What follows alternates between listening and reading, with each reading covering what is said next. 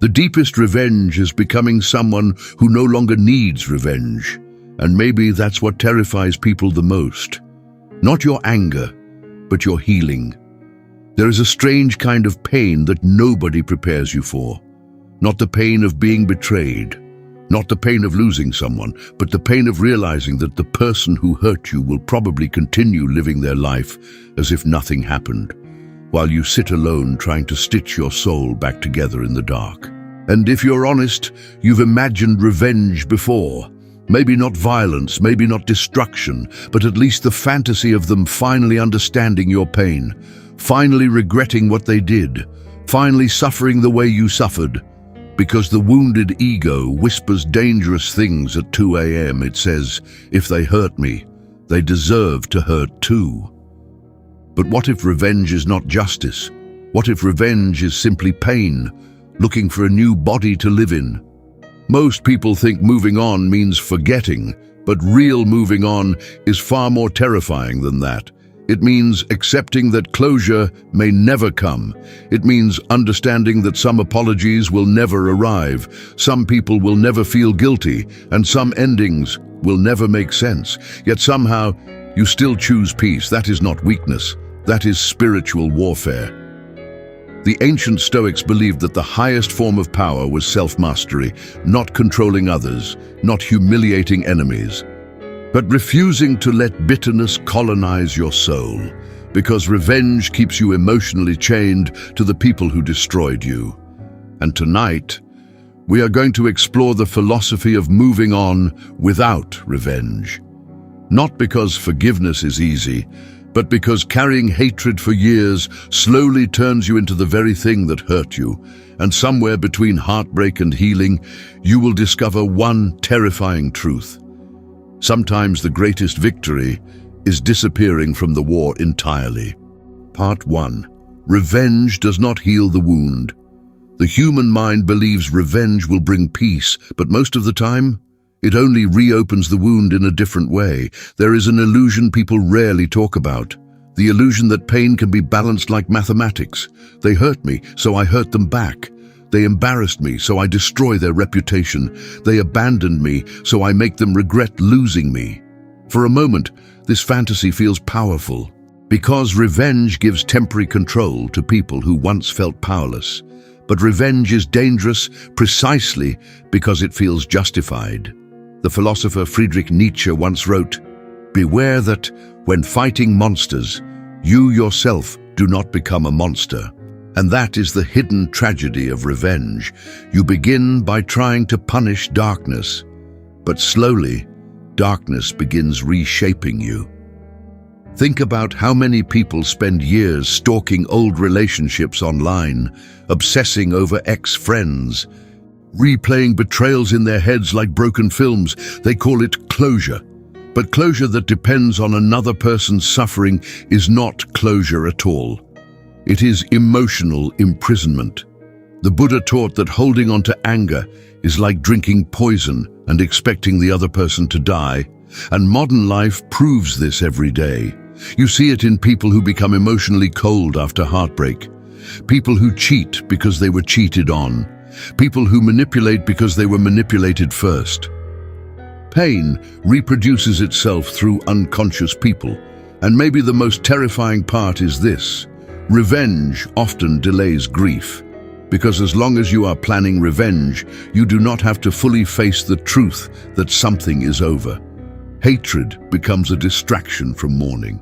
But healing begins the moment you stop asking, "How do I make them suffer?" and start asking, "How do I save myself?" Real power is not making someone cry the way they made you cry. Real power is waking up one day and realizing they no longer control your emotions at all. That is freedom. That is evolution. That is the first step toward moving on. Part 2. Why silence is more powerful than revenge. Some people expect your breakdown. What shocks them the most is your silence. There is a moment after betrayal that feels almost unbearable, a moment where your entire body wants to react.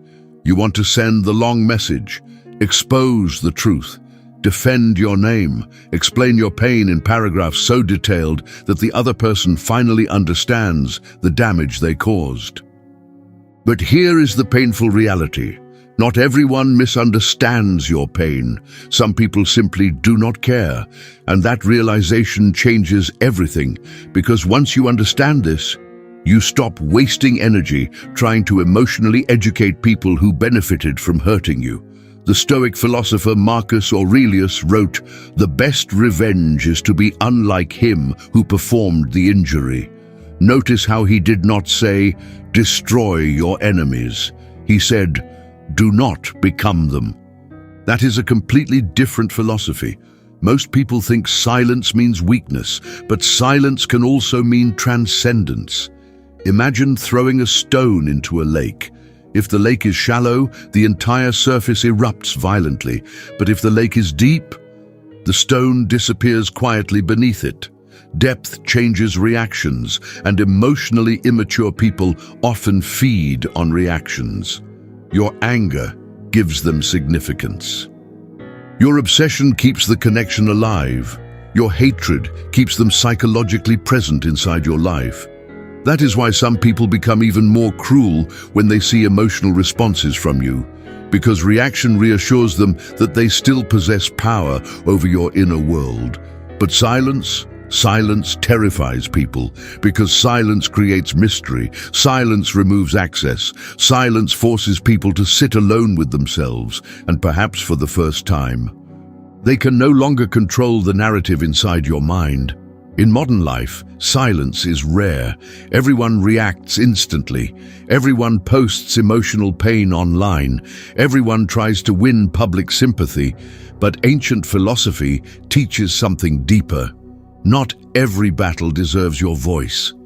Sometimes dignity is refusing to perform your suffering for people who never respected your humanity to begin with. And this does not mean suppressing emotions. Cry privately. Journal your anger. Speak to trusted people. Feel the grief completely, but do not hand your soul back to the person who fractured it, because healing requires distance. Carl Jung believed that what we resist unconsciously controls us, and revenge is often hidden attachment disguised as justice. You still emotionally belong to the person you cannot stop thinking about destroying. That is why silence becomes sacred. Not because you stopped feeling pain, but because you finally stopped feeding it. And eventually, something strange happens. The need to explain yourself disappears. The need to be understood disappears. The need for revenge disappears. And in its place, a quieter form of strength is born, the strength to simply walk away. Part 3. The hidden cost of hatred on the human soul. Hatred feels powerful in the beginning, but over time, it quietly starts consuming the person carrying it. Most people think revenge is an action, but long before revenge becomes action, it becomes identity. You see it slowly happen to people. A betrayal changes them, a heartbreak hardens them, a humiliation reshapes the way they see humanity itself, and eventually they stop saying, "That person hurt me." Instead, they begin saying, "People are evil. Love is fake. Trust nobody." One wound becomes an entire philosophy. This is how pain spreads across generations. A father betrayed in his youth becomes emotionally distant from his children. A woman abandoned by someone she loved builds walls so high nobody can reach her heart again. A person humiliated publicly becomes cruel to others before others can become cruel to them. Carl Jung warned that the unconscious wound often becomes fate. In other words, what you refuse to heal, you eventually become. And hatred is seductive because it disguises itself as protection. You tell yourself, "I will never be weak again. I will never trust again. I will never love that deeply again." But look carefully, that is not strength. That is fear wearing armor. The philosopher Lao Tzu once said, "Holding on to anger is like grasping a hot coal with the intent of throwing it at someone else. You are the one who gets burned." And modern life offers endless opportunities to keep hatred alive. Social media allows people to monitor old wounds daily. You can watch the people who hurt you, smile, travel, fall in love, succeed, while your resentment silently deepens in the dark. But hatred has a hidden price. It steals presence, because when your mind is trapped in old battles, you cannot fully experience the life unfolding in front of you now. You become emotionally absent from your own future. And perhaps this is the cruelest part of all. The person you hate may eventually forget you entirely, while you continue carrying them psychologically for years. Imagine carrying a corpse on your back and calling it justice. Eventually the weight crushes you. That is why forgiveness in philosophy was never about excusing evil. People misunderstand this constantly. Forgiveness does not mean what they did was acceptable. No.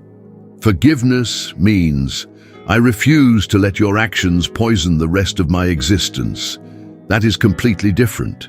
And maybe maturity begins when you realize this. Some people will never apologize because their ego cannot survive accountability. Some people rewrite history to avoid guilt. Some people destroy others because they are already internally destroyed themselves. But their inner chaos does not need to become your destiny. You do not heal by becoming colder than the world. You heal by refusing to let the world remove your humanity, because the final stage of hatred is not rage. It is emptiness, and the soul was not built to live there forever. Part 4. The ultimate philosophy of moving on and reclaiming your life.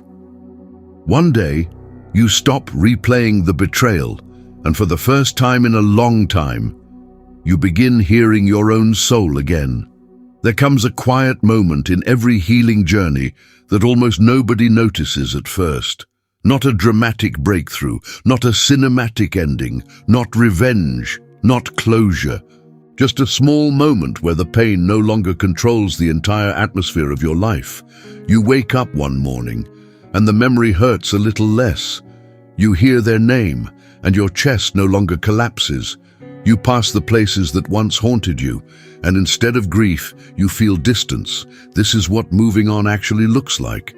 Quiet, gradual, almost invisible. The philosopher Albert Camus believed that life becomes meaningful the moment a person refuses to surrender internally to suffering.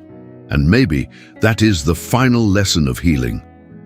Moving on is not about erasing the past. It is about refusing to let the past decide who you become. Because every betrayal gives you two identities to choose from. You can become the wounded person who spends life trying to settle emotional debts with the world. Or you can become the awakened person who transforms pain into wisdom, and wisdom changes the way you see people.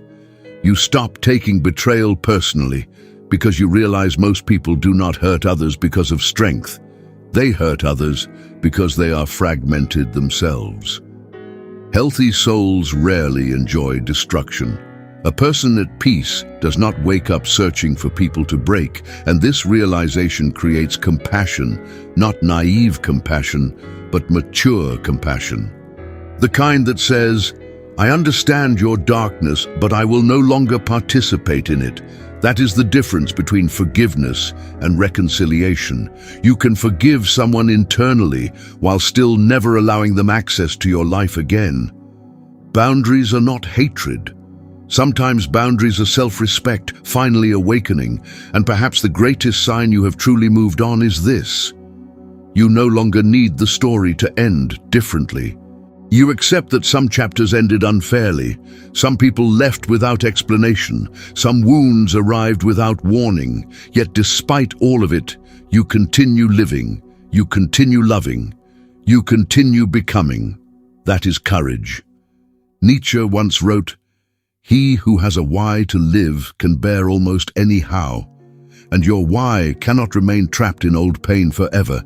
There is still a future version of you waiting to exist, a version untouched by bitterness, untouched by obsession, untouched by revenge, a wiser version, a calmer version, a freer version. So tonight, if you are carrying hatred inside your heart, ask yourself one question. How many years of your life has this pain already stolen, and how many more are you willing to give it? Because in the end, the philosophy of moving on without revenge is not about pretending you were never hurt.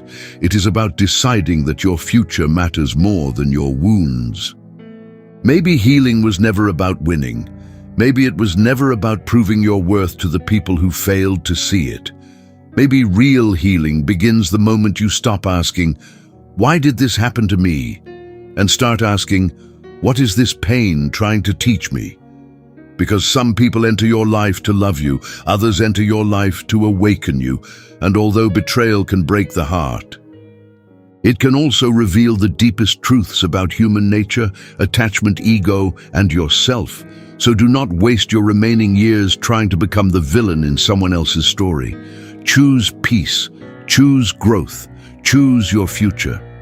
Because revenge may satisfy the ego for a moment, but moving on transforms the soul forever.